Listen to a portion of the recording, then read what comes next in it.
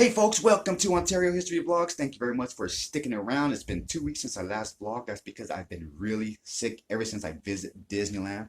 I was on Splash Mountain. It was already at night and it was very cold. And you know, at the very end, there's that famous drop that we all know and love. Well, as soon as we hit the bottom, a whole bunch of water splashed up and I drank a whole bunch. Very, very nasty. I do not recommend it whatsoever. Don't drink Splash Mountain's water. Anyways, the next day I woke up very sick, congested. I couldn't breathe. I didn't want water for like 3 days. And I've been like that ever since. It's been like 2 weeks now. I'm about 80% better now. So I'm going to go out into downtown Ontario. I feel well enough to go out and vlog. So I'm going to get back on track with my Ontario history vlogs and go to downtown Ontario to Euclid and Transit Avenue to show you a building that was constructed in 1920, 99 years old. And it was once known as the Envoy Hotel, later becoming the Beverly Hotel. And we're going to go over there, talk a little bit about the history and check the place out. So again, thanks very much for sticking around, and without further ado, let this vlog begin.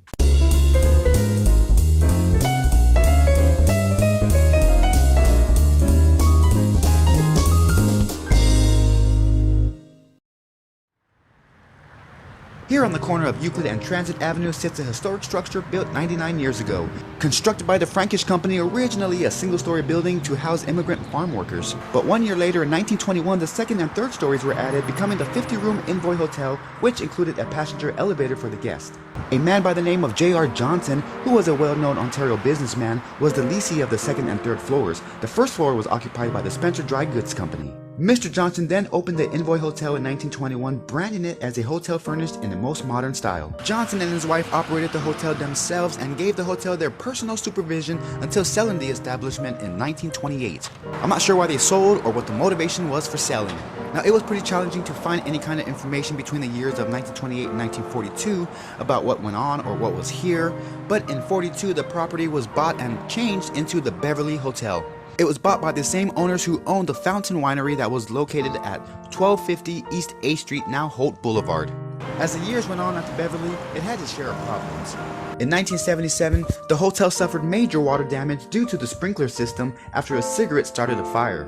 Now, I believe in the 1980s, please correct me if I'm wrong, the city may have shut down the hotel portion of the building, possibly for restoration. However, I do know that in 1994, repair work began on the hotel, displacing 50 people due to another fire that took place, which was blamed on an electric meter. By this time, there were only 20 rooms available in this hotel. Most tenants lived here and 20 people had nowhere to go, so the Ontario Red Cross set up a temporary shelter for those who needed a place until repairs were done, also providing them with meals, cots, and blankets. Soon the repairs were done. However, just 5 years later in 1999, this 80-year-old building may have been through just too much. On October 19, 1999, Code, Building, Health, Fire, and Vector authorities walked through the now 33-room hotel, taking pictures and recording many violations from smoke detectors to people living in unsanitary conditions. It was then when illegal bathrooms and kitchens were discovered. Shortly after, code officials called the Beverly a danger to its occupants and to the public and gave the residents 30 days to find another place. This was due to poor maintenance, years of neglect, and poor ownership. Even after being told, the owner still failed to rip out the illegal bathrooms and kitchens. At the time, some people were saying that the Beverly cripples the efforts to revitalize downtown. Others were saying that it was a wasteland for lost souls. These are quotes from people from 1999. Other problems included rusting bathrooms, cockroaches, soiled carpet, holes in walls, and broken windows. This place had a lot of problems, but not all hope was lost. In 2011, a gentleman by the name of Derek Robertson purchased the building and in a 3-year span spent over $700,000 on improvements. Because of that, Robertson was recognized with the 2011 Model Colony Awards for Historic Preservations in the category of rehabilitation. And the old Beverly Hotel opened up once again. Well, kinda. It became apartments. But here we are 8 years later, and now the apartments have been vacant due to other violations now. So I guess at this point we will have to see what the future holds for the old Beverly Hotel.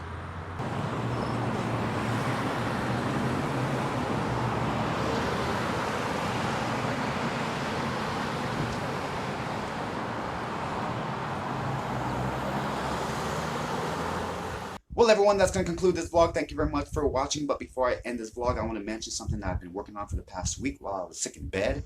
I decided to do something a little different than what I normally do, and I came up with a idea to make a documentary about the revitalization of downtown Ontario. So what I've been doing is I've been in contact with store owners and business owners and city officials as well, and they're going to be partaking in this documentary as well. I plan on releasing it on Sunday or Monday, so stay tuned for that.